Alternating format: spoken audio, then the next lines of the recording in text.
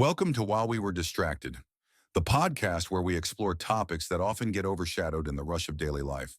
Please take a moment to like and subscribe. It really helps. Today we're jumping into something really complex and, honestly, pretty urgent. Definitely urgent. It's the future of Tibet, especially thinking about what happens as the Dalai Lama gets close to his 90th birthday. We're a turning point. We've dug into some really powerful sources for you. There's this deep BBC report and also a key briefing document. Yeah, and they give this rare glimpse inside Tibetan areas under Chinese rule. It's quite something. So our mission today is to kind of unpack all these layers, the resistance, the control, this cultural struggle, and try to understand this looming confrontation over who comes after the Dalai Lama. And you really are joining us at such a critical moment for Tibet's future. These sources, they just drop you right in the middle of the resistance. You can almost feel it. Yeah. And what's really striking, I think, is the access the BBC team got. It's incredible they got in like that. And the risks people took talking to them. It just shows how high the tension is right now. Okay, so let's unpack this. The sources, like you said, drop us straight into the Kirti Monastery. That's in Abba Sichuan province. Yeah. So you picture it.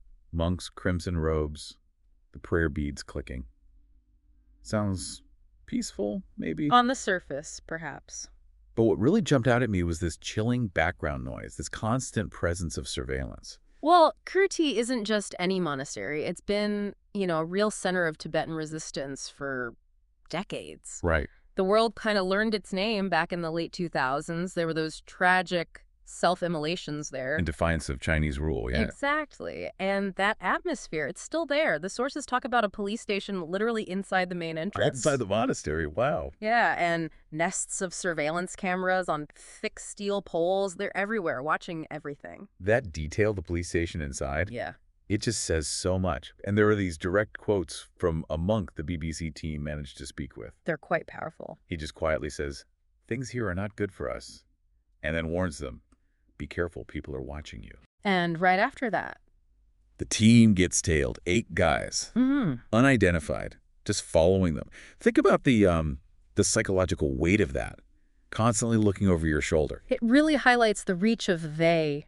Meaning the Communist Party of China. Right. They've governed Tibetans, almost 75 years now? Right. Since the annexation in 1950. And it's not just about physical space. No. The sources make it clear this is about controlling minds, controlling daily life, interactions. Which makes it really interesting when the sources also talk about China pouring money into the region. The development aspect. New roads, railways, supposedly for tourism and integration. Yeah. But what do these reports say this development actually means for Tibetans on the ground? Besides the roads, I mean. Well, this is a key point the sources bring out. It's kind of a dual-edged sword. Okay. Sure, it boosts tourism, helps integrate the region with the rest of China, but it also brought more troops and officials. And that chips away at their faith, their freedoms, the infrastructure you see. It helps with surveillance.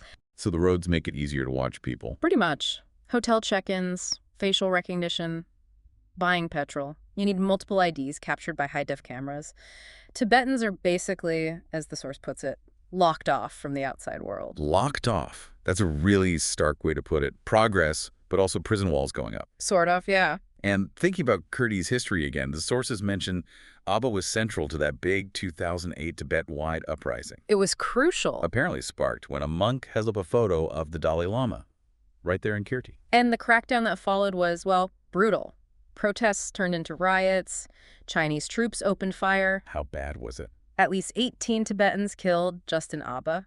Exile groups say maybe 200 across Tibet in total during that time. It was incredibly intense. God, that's grim. And the sources then describe the aftermath. More than 150 self-immolations in or near Abba after 2008. Yeah, it's why the main street there got that awful name, Martyrs Row. It's just unimaginable. But even after all that, after these crackdowns, the reports show monks are still speaking out, expressing this deep dissatisfaction. They are, even with the risks. Yes. They told the BBC things like, the Chinese government has poisoned the air in Tibet, and just bluntly, we Tibetans are denied basic human rights. Yeah. It shows this incredible, enduring resistance. That resistance, despite everything, brings up this huge question the sources really dig into. Yeah. How is the actual Tibetan culture surviving? Why? The language, the faith, under all this pressure? Well, the new laws are having a really profound effect, especially on Tibetan Buddhism. No, so. There's this push for forced assimilation, particularly through education. Now, all kids under 18 must go to Chinese state-run schools. Must attend, no choice. No choice. They have to learn Mandarin. Right. And they're banned from studying Buddhist scriptures in a monastery until they're 18. Banned, so no religious education until adulthood. Not in the traditional monastic way. And on top of that, they're taught they must love the country and the religion and follow national laws and regulations. It's a massive change, you know. Monasteries used to be the schools for many boys. The sources share this really emotional story from one monk. He talks about a nearby preaching school just being torn down by the government. Recently, too. Yeah. It makes it so concrete, doesn't it? It's not just policy documents. It's buildings being destroyed, traditions being cut off. Absolutely. And Robert Burnett, a scholar mentioned in the sources, he puts it really starkly. He says these rules are leading to an era of little information getting into Tibet, little Tibetan language being shared. Wow. He says the schooling is almost entirely about Chinese festivals, Chinese virtues, advanced Chinese traditional culture. His phrase for it is the complete management of intellectual input. Complete management of intellectual input. That's chilling.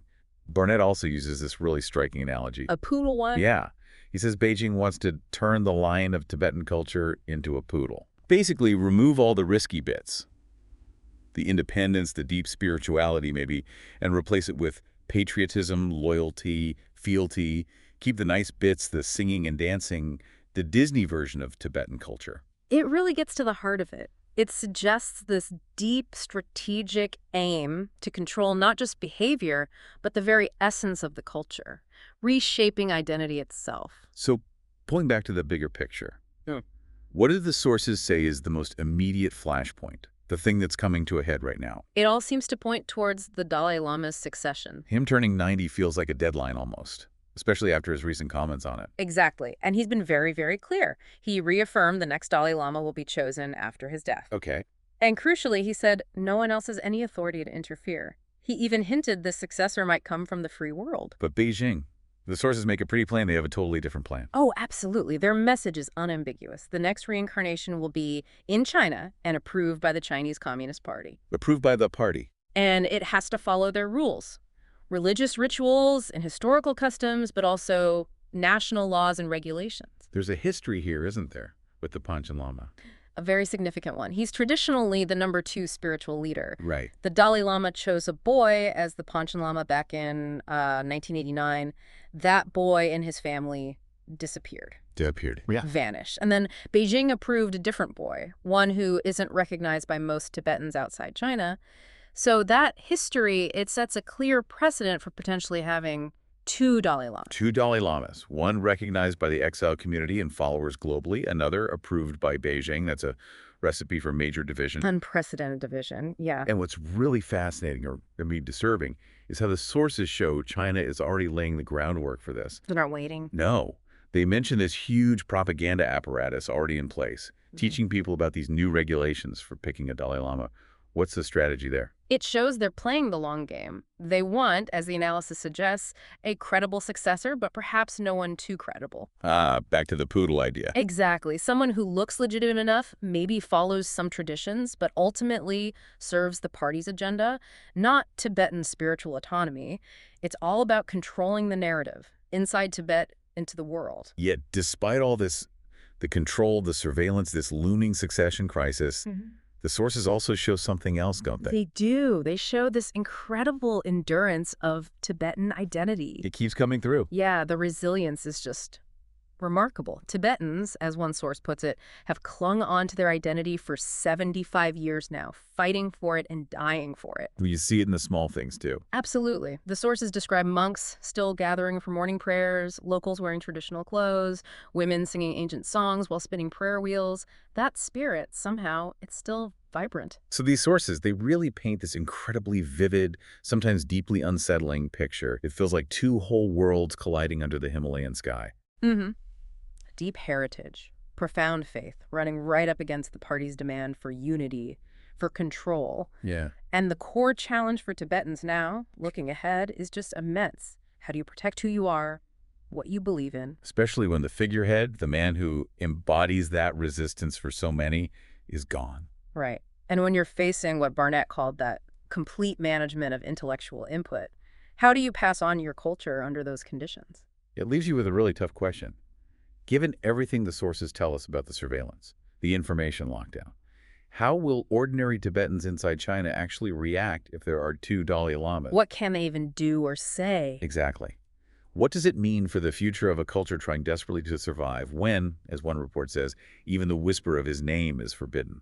Don't forget to like and subscribe for the next episode on While We Were Distracted.